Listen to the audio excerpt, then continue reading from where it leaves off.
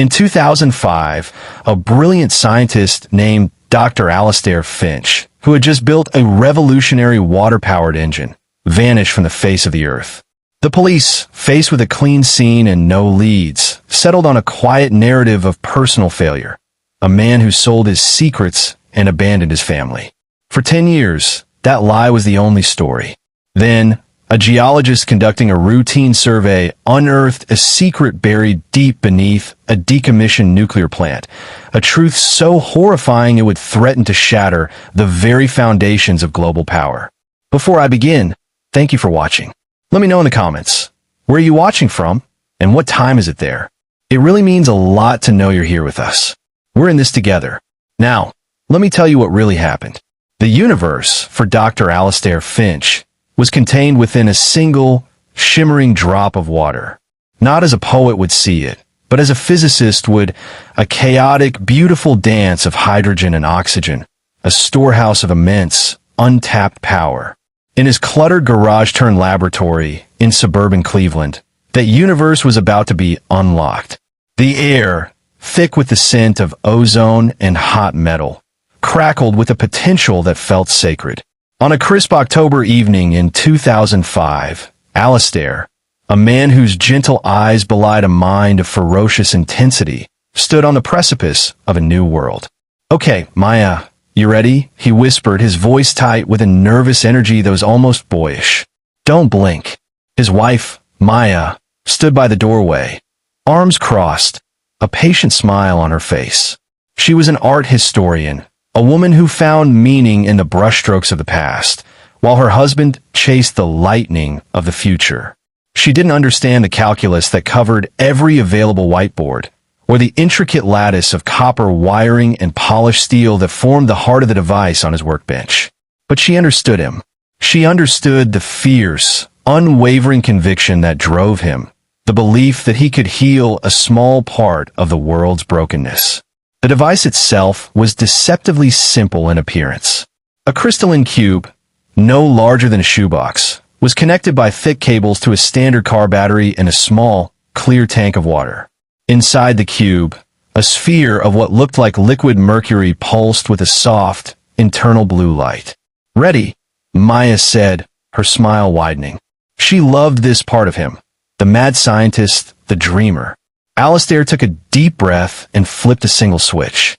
For a moment, nothing happened. Then, a low hum began to emanate from the crystalline cube, a sound that felt deeper than hearing, a vibration that resonated in the bones. The blue light in the central sphere intensified, swirling like a captured nebula. Alistair carefully checked a series of gauges, his brow furrowed in concentration. The needles, which measured energy output, began to climb steadily. They passed the output of the car battery, then doubled it, then tripled it, continuing their ascent into a realm of power that should have been impossible. He disconnected the car battery. The hum grew louder, the blue light brighter. The machine was now powering itself, and a dozen floodlights he'd wired to it, off nothing but a few ounces of tap water. "Alistair," Maya breathed, her smile fading into awe. She'd seen iterations before, but never like this. Stable, powerful, silent. "It's not for us, Maya," he said, turning to her, his face illuminated by the impossible blue light. His eyes were shining with an emotion so pure it was painful to behold. "This isn't about getting rich. It's about a world where a mother in Flint doesn't have to worry about what's in the water because the corporation that owns the pipes also owns the power plant. It's about a village in the Andes having light and heat without a diesel generator. It's about cutting the strings. For everyone."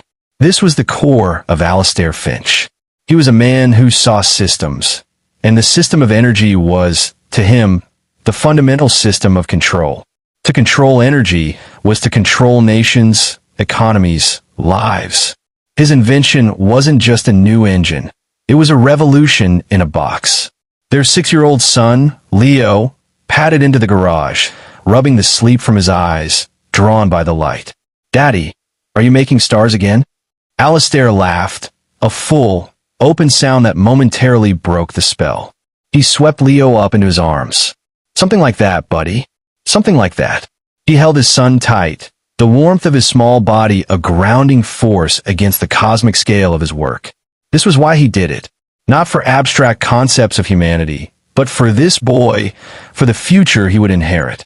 2 days later, the future was set to begin. A consortium of venture capitalists from a firm called Innovate Equity Partners had been courting him for months. They had seen his papers, been astounded by his projections, and were ready to offer the funding that would take his prototype from the garage to the globe. The meeting was scheduled for a quiet, upscale hotel downtown. "Are you sure about them?"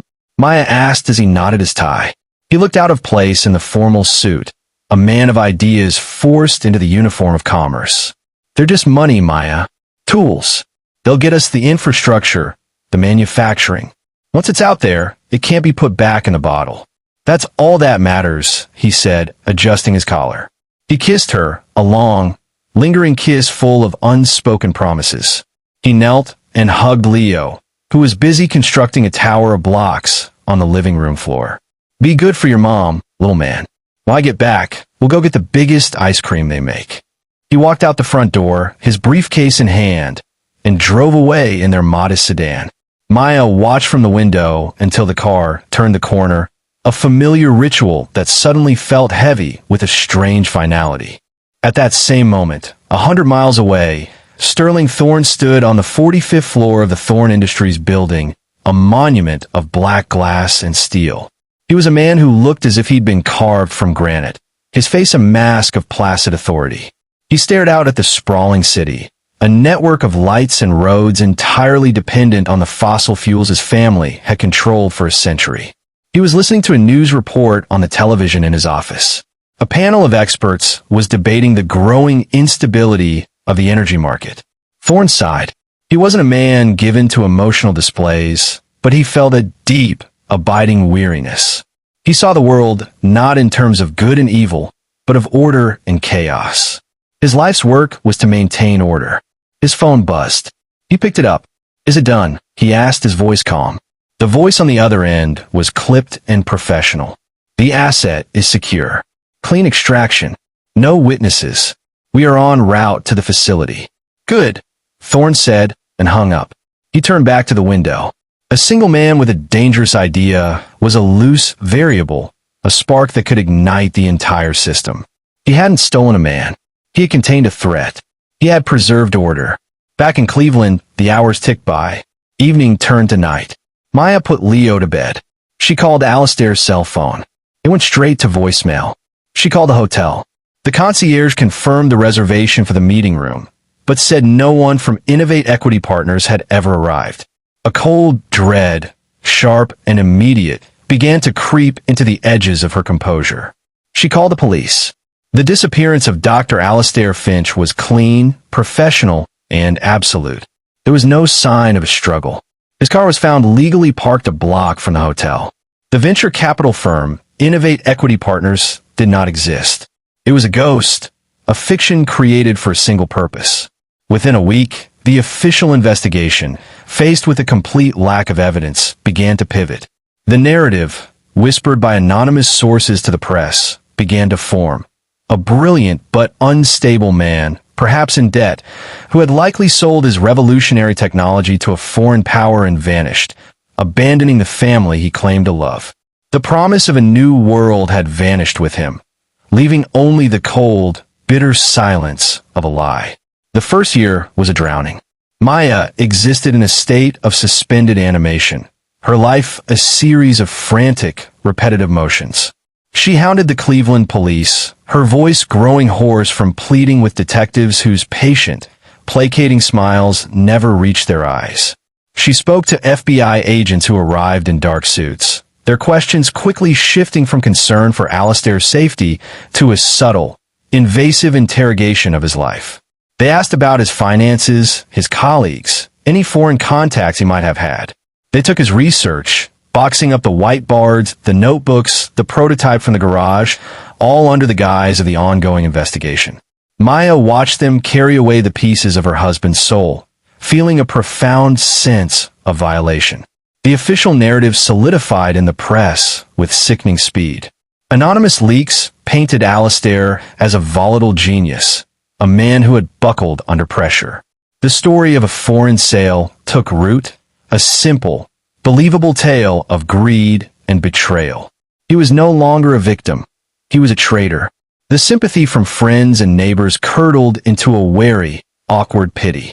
She was no longer the wife of a missing man. She was the woman who had been left behind. Her world shrank to the four walls of their house, a museum of a life that had abruptly ended. She would find herself standing in the garage, staring at the empty space on the workbench, the silence of physical weight. She had to raise Leo, who asked every night when Daddy was coming home with his ice cream, his innocent questions twisting like a knife in her heart. She learned to lie to her own son, creating stories of a long, important trip, a fiction that grew heavier with each passing day. The narrative then jumps, the pages of the calendar flipping away, seasons blending into a decade of cold, unresolved grief. The year is 2015. The house is the same, but the silence has changed. It is no longer a raw, open wound, but a scar that is pulled tight, shaping everything around it. Maya Finch is no longer the frantic, pleading wife. At 45, she is a woman forged in the fires of institutional indifference. The softness in her eyes has been replaced by a hard, unwavering resolve. She became an activist, a fierce advocate for the families of the missing, her voice a familiar, angry presence on late-night cable news shows and in the halls of Congress. She was the sole keeper of Alistair's legacy, refusing to let the world's comfortable lie be the final word. Leo, now 16, was a quiet, watchful teenager who had grown up in the shadow of a ghost. He loved his mother, but he was tired of the fight. He couldn't remember his father's face without the aid of a photograph. And a mythic, sainted version his mother spoke of felt like a character from a book, not a man of flesh and blood. He carried the weight of a name the world associated with treason, a burden he had never asked for. And 1,000 miles away, deep beneath the earth, Dr. Alistair Finch endured. His world was a circle 25 feet in diameter. The walls were smooth, seamless white polymer. The ceiling was a single, glowing panel that mimicked the cycle of day and night, shifting from a cool, clinical daylight to a dim, starless twilight on a precise 12-hour schedule. There was a bed, a toilet, a sink, a desk. All were molded from the same white polymer, part of the room itself. There were no sharp edges. There were no possessions, save for a simple gray jumpsuit. This was the bunker. For 10 years, his only human contact had been Arthur Coleman. Coleman was a man in his late 50s with a face devoid of expression and eyes that seemed to absorb light without reflecting it. He was not a brute. His cruelty was far more refined. He was the embodiment of impassive, bureaucratic evil. Once a day, a slot in the wall would open, and Coleman would slide in a tray with a nutrient paste, a vitamin supplement, and a bottle of purified water. Their conversations, held through a speaker in the wall, were a slow, methodical ritual of psychological warfare. Coleman's goal, dictated by his employer, Sterling Thorne, was simple: break Alistair's will. Convince him to cooperate. Get him to explain the final, elegant nuances of the quantum algorithm that governed his device's core.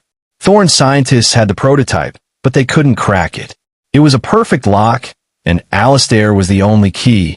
"Your son had a birthday last week, Alistair," Coleman's flat voice would echo in the sterile room. 16. He's on the high school track team. A good runner. He doesn't ask about you anymore. Alistair would sit on the edge of his bed, his back straight, his eyes closed. He had learned early on that silence was his only shield. He would not give Coleman the satisfaction of a reaction. His survival was a battle fought entirely within the confines of his own mind. To keep from shattering, he rebuilt his laboratory in his head. He would spend his days pacing the circle, his hands clasped behind his back, reconstructing his equations on the invisible whiteboards of his memory. He refined his theories, ran simulations, and searched for flaws in the bunker's design. His work, the very thing that had led him here, became his sanctuary, the one place they could not touch. His other anchor was Maya. He would conjure her face, her smile, the exact shade of her eyes when she was laughing. He would replay their life together, every conversation, every shared joke, every quiet moment. These memories were not ghosts that haunted him. They were promises. They were the fuel that kept the fire of his spirit from being extinguished by the cold, sterile silence. He would not let Coleman or the man he worked for win. He would not let them turn his gift into a tool for their own power. He would wait. He would endure. He would hold on to the promise he had made to himself, to his wife, to his son. For 10 years, he had lived in the long silence, a ghost in a tomb, waiting for a crack to appear in the perfect, seamless walls of his prison. The North Star nuclear facility was a relic, a concrete behemoth sleeping on the vast, empty plains of rural Nevada. Decommissioned in the late 90s, it was a ghost of the Cold War, its massive cooling towers standing like silent, gray tombstones against the endless blue sky. The land and the facility itself had been sold to a private holding company a decade ago, a shell corporation called Ethelred Assets, which in the labyrinthine world of corporate ownership was wholly controlled by Sterling Thorne. It was the perfect place to hide a secret. It was officially dormant, a place no one had any reason to look at too closely. Into this carefully constructed isolation walked Dr. Evelyn Reed. Evelyn was a woman who believed in data. At 32, she was a brilliant, ambitious geologist and environmental scientist, a contractor for the Department of Energy. Her job was to perform the decennial structural and environmental surveys on decommissioned nuclear sites, a task most considered tedious, but which she approached with the meticulous zeal of a detective. She trusted her instruments, and she believed that numbers never lied. She arrived at North Star on a blistering August morning, her small team in tow. The site was managed by a skeleton crew of private security contractors, taciturn men with military haircuts and watchful eyes. Their leader was a man who introduced himself as the site foreman, a calm, graying man with an unervingly steady gaze. It was Arthur Coleman, wearing a different hat, the warden on a work release program from his subterranean duties. "Not much to see here, Dr. Coleman said, his voice a polite, dismissive drawl. "She's been quiet for 20 years. Just a big block of concrete soaking up the sun."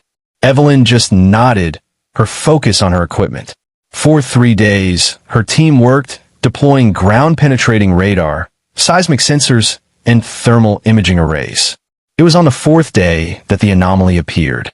She was running a deep ground energy scan, a new technology designed to detect faint thermal or radiological leakage deep in the bedrock. In a sector designated as solid granite, a quarter of a mile beneath the main reactor building, her console lit up. It wasn't radiation. It was a clean, stable, and utterly baffling energy signature. It had a low-frequency hum, a consistent output that didn't fluctuate. It was impossible. There was nothing there but millions of tons of rock. "Run a diagnostic on the sensor array," she ordered her technician, "and recalibrate the spectral analyzer. This has to be an echo." They ran the tests. The equipment was functioning perfectly. The signal remained a quiet, persistent pulse of energy from the deep earth. A ghost in the machine. She approached Coleman in the makeshift command center. A map of the facility spread across a large table. "Mr. Coleman, I'm detecting a significant energy source directly beneath Sector Gamma. It's not radiological, but it's there. Can you tell me what's down there? Any old transformers, geothermal test wells, anything at all?" Coleman's calm demeanor didn't change, but Evelyn, a keen observer of human behavior, noticed a fractional tightening around his eyes. "Sector Gamma?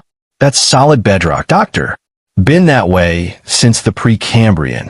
Must be a glitch in your equipment. Heard that German gear can be a bit sensitive." "My equipment is fine," Evelyn said, her tone firm. "The signature is stable and has been for 72 hours. It's not a glitch. Well, I can assure you, we're not hiding a secret city down there," Coleman said with a thin smile. "It's probably just some strange mineral deposit reflecting signals from a military base. Happens all the time out here." The explanation was too smooth, too practiced. A scientist's instinct, that nagging feeling when a story doesn't fit the data, began to prickle at the back of her neck. That night, in her motel room, she pulled up the original architectural and geological surveys of the North Star site from the DOE archives. She spent hours cross-referencing the old blueprints with the new topographical data her team had generated. And then she found it. Her ground-penetrating radar had mapped the bedrock with pinpoint accuracy. When she overlaid her new map onto the original blueprints, there was a massive discrepancy. In the exact location of the energy signature in what was supposed to be solid granite, her scan showed a massive, perfectly rectangular void, roughly the size of a small aircraft hangar. A man-made structure that, officially, did not exist. Her heart began to pound. This was no longer a scientific curiosity. This was a deliberate concealment. Driven by a new, urgent suspicion, she went back to her data, searching for something else, anything out of place.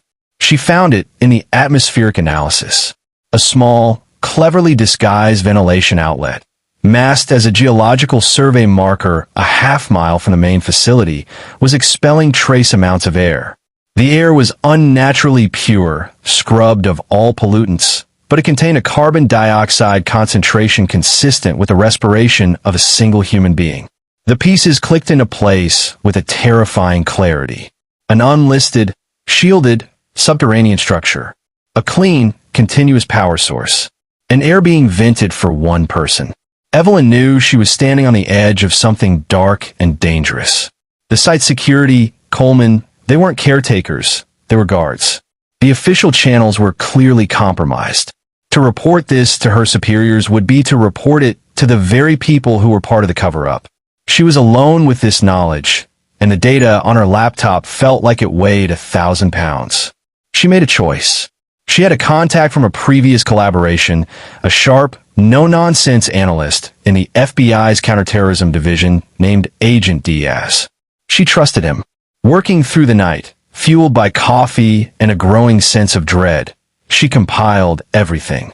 The energy signature analysis, the conflicting architectural overlays, the atmospheric composition data, the records of her conversations with Coleman. She encrypted the file, attached it to a secure email, and wrote a single, stark subject line. Urgent anomaly, North Star facility. She hit send. The data was out. The silence was about to be broken. The raid was executed with the swift, silent brutality of a lightning strike. At dawn, 2 days after Evelyn sent her email, a fleet of unmarked black helicopters thundered over the Nevada plains, descending on the North Star facility like birds of prey. Before the on-site security could even radio a warning, FBI tactical teams were on the ground, swarming the entrances, their movements a blur of disciplined, overwhelming force.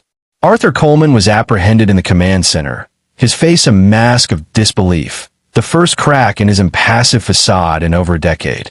Agent Diaz led the breach team, using Evelyn's maps to guide them directly to a reinforced service elevator hidden beneath a maintenance shed.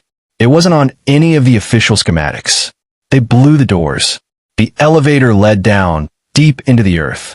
At the bottom, they found a single, vault-like door of polished steel. "Breach it," Diaz ordered. The explosion was deafening. The vault door, designed to withstand anything but a direct military assault, buckled inward. The agents poured into the antechamber, and beyond it, they found the circle. The pristine white room, glowing under its artificial sun. And in the center of the room, a man sat on the edge of his bed, his hands covering his ears from the violent, alien noise. He was thin and unnaturally pale, with a long, matted beard and hair that fell to his shoulders. He looked up, his eyes wide and unaccustomed to the sight of other human beings, blinking in the harsh glare of the agent's tactical lights. He was a ghost, a man who had ceased to exist 10 years ago. "Dr. Alistair Finch?" Agent Diaz asked, his voice softer than expected. Alistair flinched at the sound of his own name. He hadn't heard it spoken aloud in a decade. He simply stared, his mind struggling to process the sudden, violent intrusion into his silent world. The news of his discovery ripped across the globe. A man, presumed dead or a traitor, found alive. It was a miracle, a resurrection. But for Maya Finch, It was an earthquake that shattered the world she had painstakingly rebuilt. The FBI agents who came to her door were different from the ones she'd dealt with before. Their eyes held not suspicion, but a kind of awed respect. Mrs. Finch, the lead agent said, his voice thick with emotion. "We found him. He's alive." The words didn't register at first. They were a sequence of sound she had dreamed of for so long they had lost all meaning. Her legs gave out, and she sank to her knees on the welcome mat, a single, ragged sob tearing through her, the first crack in the armor she had worn for 10 years. The reunion took place in a secure wing of a military hospital. Alistair had been cleaned up, his hair and beard trimmed, but he was still a wraith. He was overwhelmed by the textures, the colors, the sounds of the world. He flinched at the scratch of the hospital blanket. The taste of real food was a shock to his system.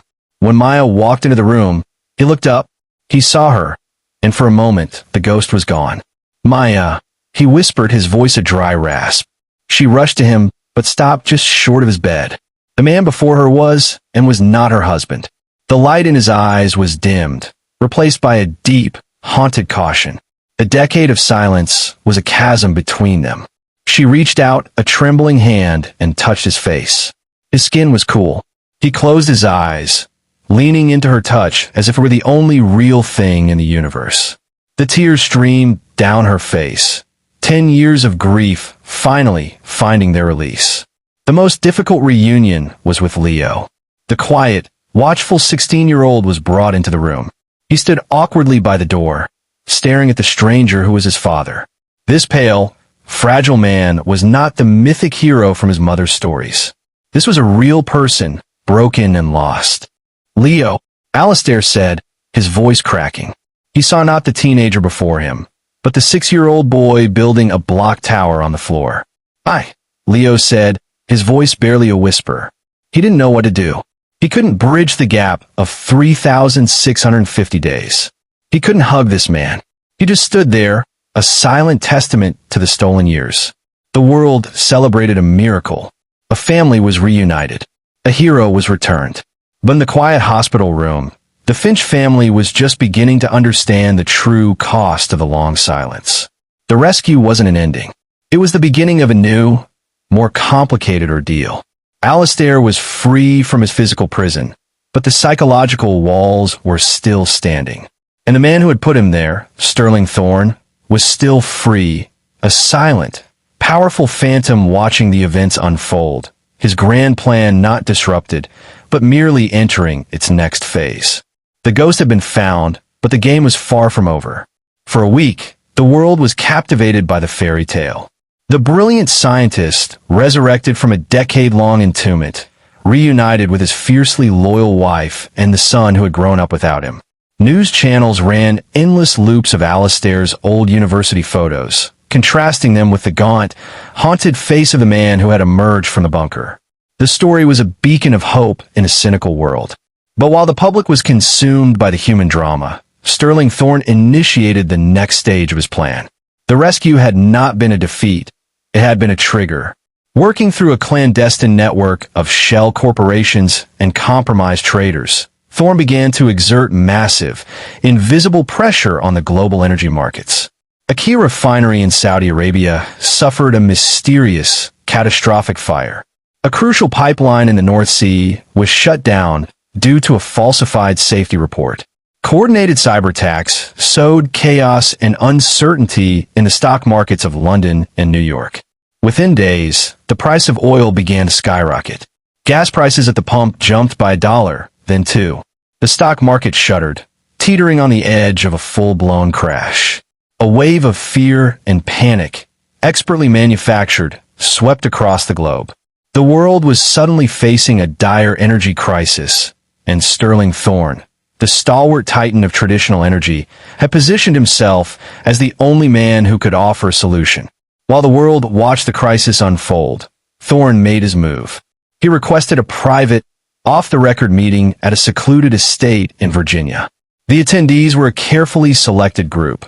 A hawkish, influential senator who chaired the Armed Services Committee, a deputy director of the CIA with a reputation for pragmatism, and a Treasury official known for his deep ties to Wall Street.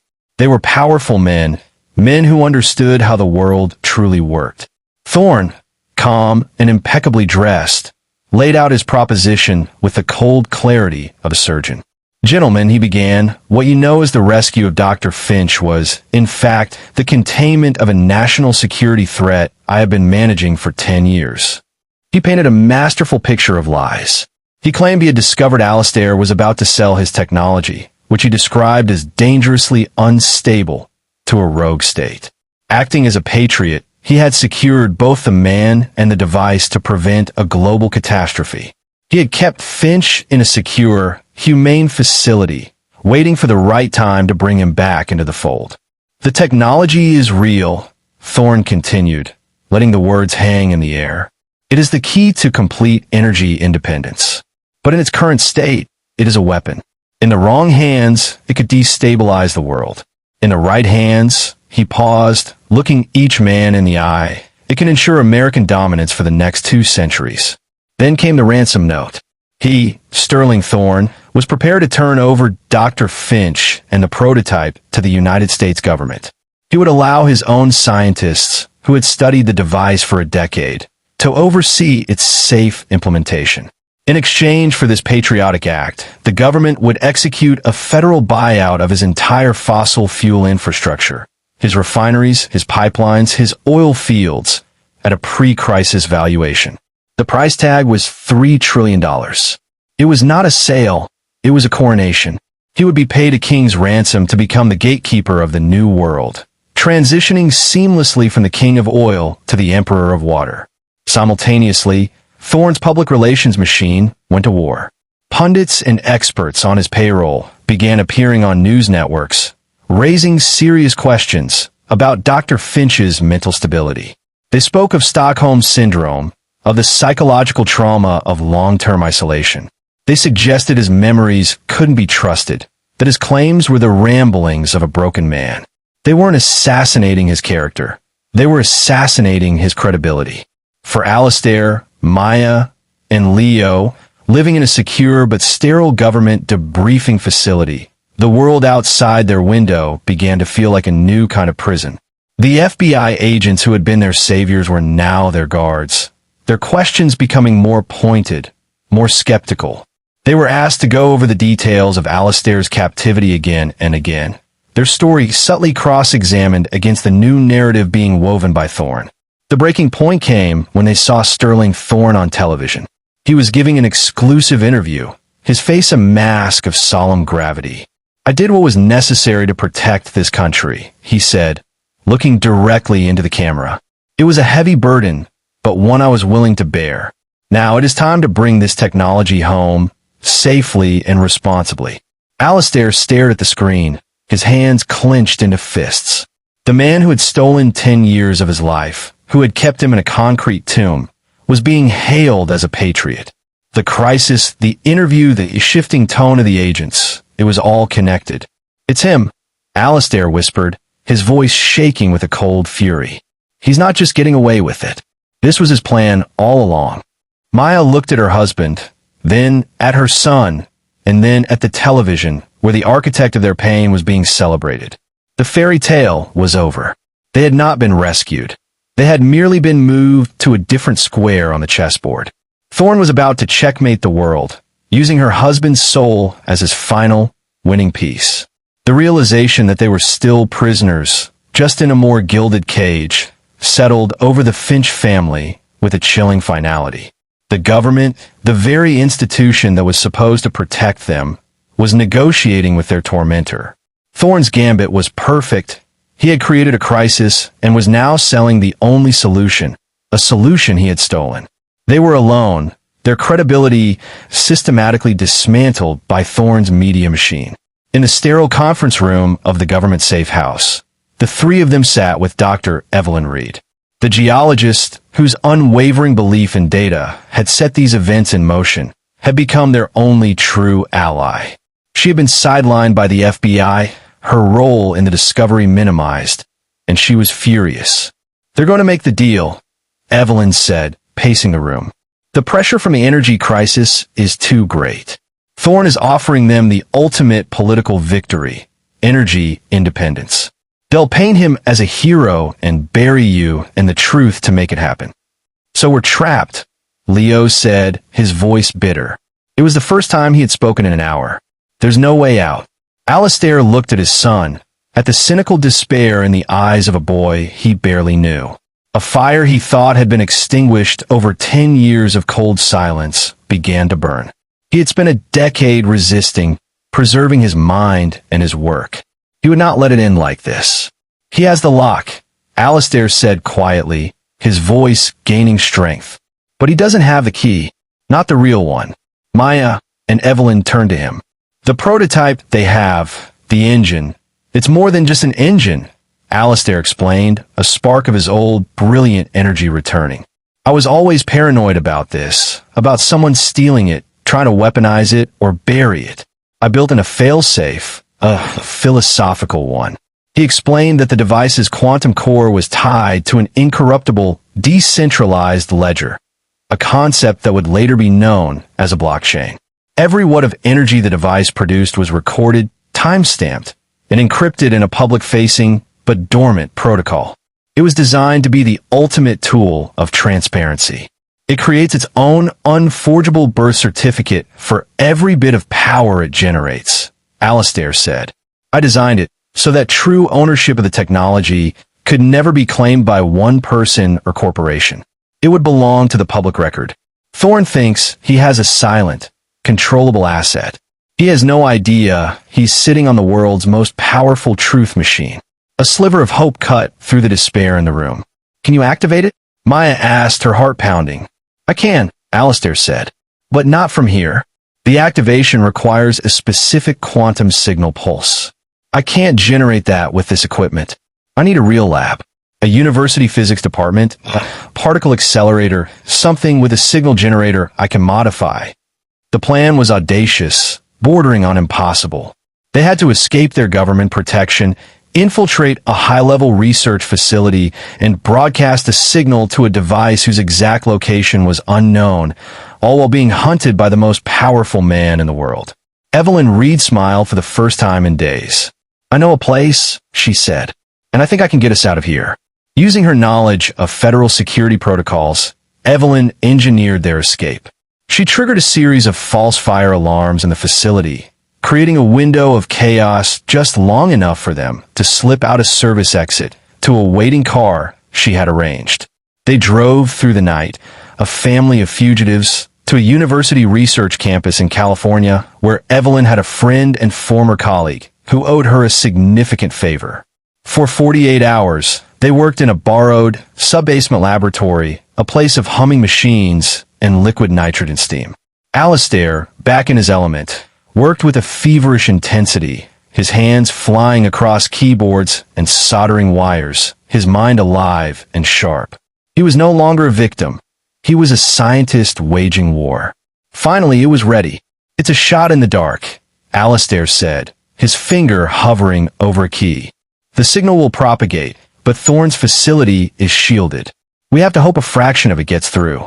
He pressed the key. Miles away, in a secure, subterranean vault, the prototype, Alistair's stolen engine, sat on a sterile pedestal, surrounded by Thorne scientists. Suddenly, the soft blue light of its core flickered. A new data port on its casing, one the scientists had never seen before, began to blink. On monitors around the world, at CERN, at MIT, at every major open-source science network, a new data stream appeared. It was a raw, unencrypted feed, broadcasting the device's operational status, its energy output, and its precise GPS coordinates. The effect was instantaneous and catastrophic for Sterling Thorne. His entire blackmail scheme was predicated on secrecy and control. In a single moment, Alistair had made his world's biggest secret public. The incorruptible ledger proved the device had been running for 10 years. The GPS coordinates pinpointed the exact location of Thorne's secret facility. The lie was shattered. Thorne's political allies abandoned him in a panic. The FBI, forced by the public outcry and irrefutable evidence, had no choice but to storm his corporate headquarters. Sterling Thorne was arrested in his office, the same place where, 10 years earlier, he had taken the call confirming the asset was secure. His face, for the first time, was not one of calm control, but of pure, unadulterated shock. He had been beaten, not by a government or an army, but by an idea. In the aftermath, the world was left to grapple with the fallout. The Finch family was finally, truly free. They returned to their home in Cleveland, not to the life they had lost, but to a new one they would have to build together. The road for Alistair and Leo was long, a quiet, patient journey of rebuilding a relationship across a decade of silence. The final scene took place months later in their old garage. Alistair, with Leo at his side, was working on a new device, smaller and more elegant than the first. The world was now clamoring for his technology, but he knew the fight was far from over. He had exposed one monster, but the system that created him remained. He thought he could own it, Alistair said, looking at his son. But some things, some ideas, they're like water. You can try to bottle them up, to dam them, to control them. But eventually, they always find their way back to the sea. He handed a wrench to Leo.